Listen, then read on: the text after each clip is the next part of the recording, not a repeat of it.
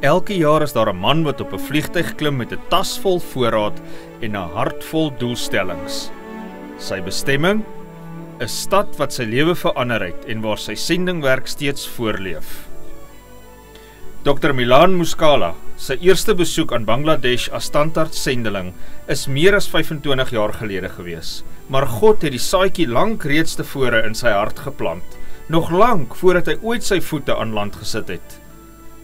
Ek het besef dat God my as 'n mediese sendeling geroep het. Dit is die rede waarom ek altyd so oneindig dankbaar is. Ek is so bly dat hy my gekies het om 'n mediese sendeling vir hom te wees. Oor die jare heen het Dr. Muscala 'n bediening opgebou wat ver buite die mure van sy tandheelkunde kliniek strek.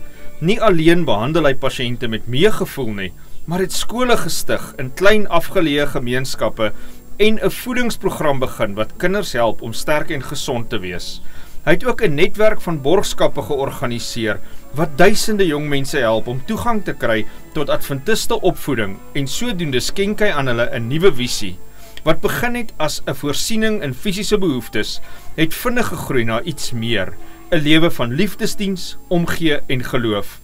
Dr. Muscala is al reeds 10 jaar afgetree, maar steeds keer hy elke jaar terug na Bangladesh om weer kontak te maak, te ondersteun en te help bou aan die sendingwerk wat hy begin het.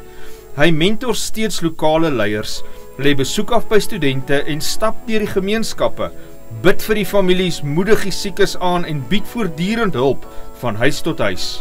Vir hom beteken aftrede eenvoudig om meer tyd te hê om ander te dien.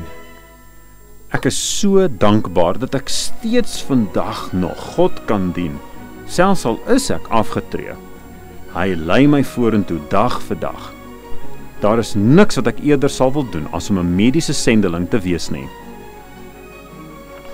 As gevolg van u bydrae tot die sendingoffergawe, kan sendelinge soos Dr. Muscala in plekke gaan werk waar hulle die meeste nodig is.